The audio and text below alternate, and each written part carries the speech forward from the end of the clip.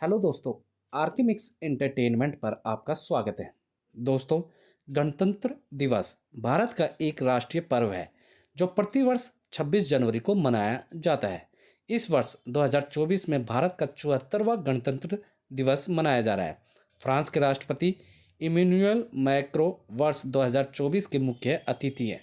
इसी दिन सन 1950 को भारत सरकार अधिनियम को हटाकर भारत का संविधान लागू किया गया था। यह भारत के 3 राष्ट्रीय अवकाशों में से एक है।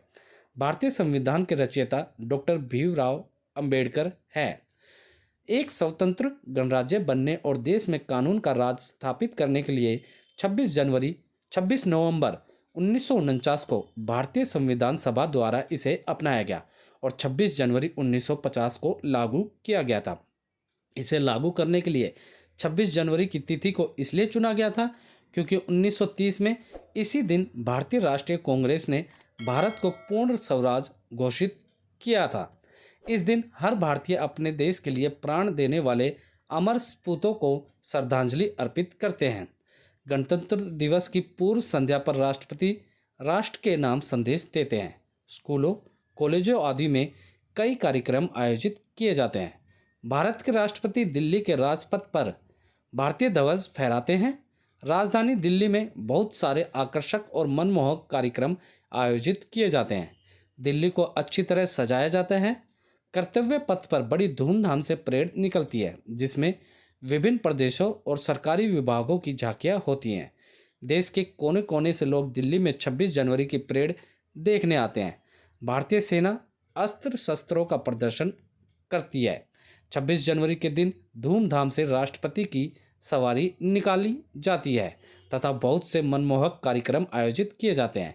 देश के हर कोने में जगह जगह ध्वज वंदन होता है और कई तरह के कार्यक्रम आयोजित किए जाते हैं। विश्व भर में फैले हुए भारतीय मूल के लोग तथा भारत के दूतावास भी गणतंत्र दिवस को हर्षोल्लास के साथ मनाते हैं। भारत के हर कोने कोने में यह दिन मनाया जाता है और देश के प्रति एक नई उमंग देखने को मिलती है। गणतंत्र दिवस मनाने का मुख्य उद्देश्य यह है कि 26 जनवरी 1950 को पूरे 2 साल 11 महीने और 18 दिन लगा कर यह बनाया गया संविधान लागू किया गया था और हमारे देश भारत को पूर्ण गणतंत्र घोषित किया गया था। सन 1929 के दिसंबर में लाहौर में भारतीय राष्ट्रीय कांग्रेस का अधिवेशन पंडित जवाहरलाल नेहरू की अध्यक्षता में हुआ, जिसमें प्रस्ताव पारित कर इस बात की घोषणा की गई कि यदि अंग्रेज सरकार 26 जनवरी 1930 तक भारत को स्वायत्त उपनिवेश मतलब डोमिनियन का पद प्रदान नहीं करेगी, जिसके तहत भारत ब्रिटिश साम्राज्य में ही स्वशासित इकाई बन जाने, उस दिन भारत की पूर्ण स्वतंत्रता के निश्चय की घोषणा की और अपना सक्रिय आंदोलन आरंभ किया। उस दिन से 1947 में स्वतंत्रता प्राप्त होने तक 26 जनवरी स्वतंत्रता दिवस के रूप में मनाया जाता रहा। इसके पश्चात स्वतंत्रता प्राप्ति के वास्तविक दिन 15 अगस्त को भारत के स्वतंत्रता दिवस के रूप में स्वीकार किया गया। भारत के स्वतंत्र हो जाने के बाद संविधान सभा की घोषणा हुई और इसने अपना कार्य 9 दिसंबर 1946 से आरंभ कर दिया।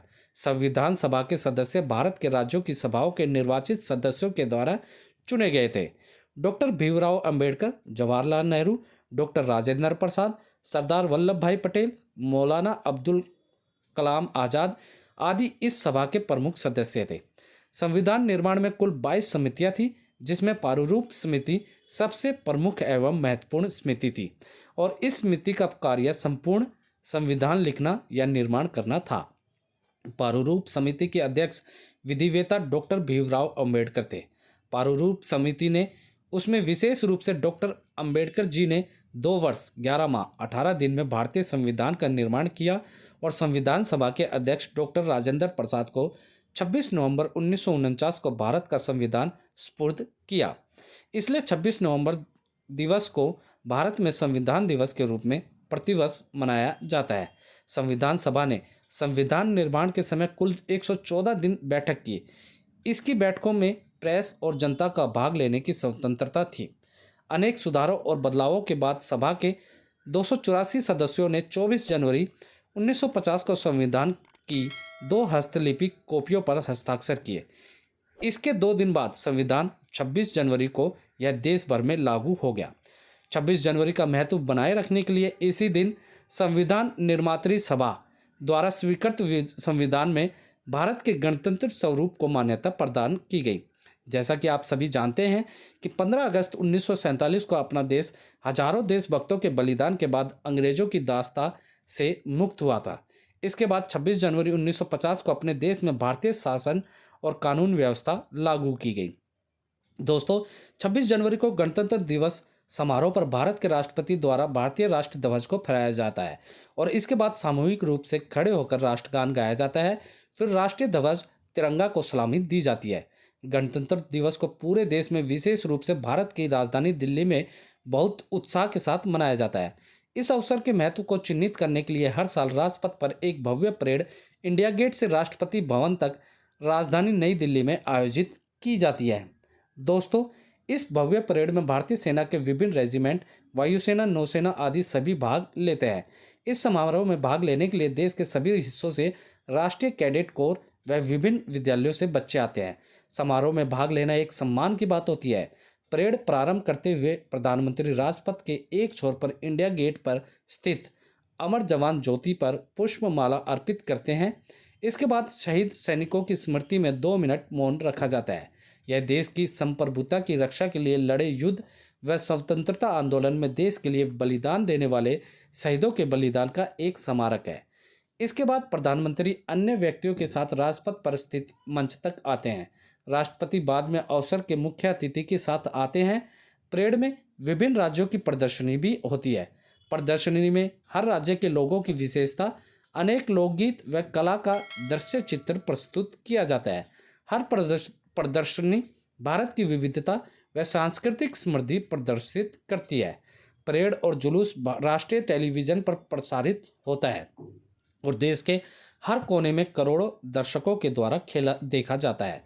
2014 में भारत के 72वें गणतंत्र दिवस के अवसर पर महाराष्ट्र सरकार के प्रोटोकॉल विभाग ने पहली बार मुंबई के मरीन ड्राइव पर परेड आयोजित की, जैसी हर वर्ष नई दिल्ली में राजपथ में होती है। तो दोस्तों, उम्मीद करता हूं इस वीडियो में मैंने आपको गणतंत्र दिवस से जुड़ी सारी छोटी बड़ी जानकारी अच्छे से दे दी होगी।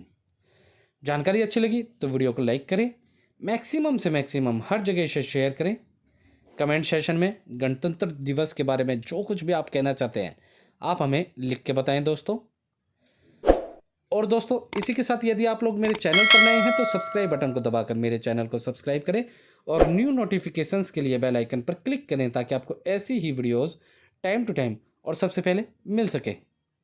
दोस्तों, ऐसी ही वीडियोस आप फेसबुक और इंस्टाग्राम पर देखने के लिए मेरे पेज आरके मिक्स एंटरटेनमेंट को फॉलो करना ना भूलें। धन्यवाद दोस्तों। जय हिंद।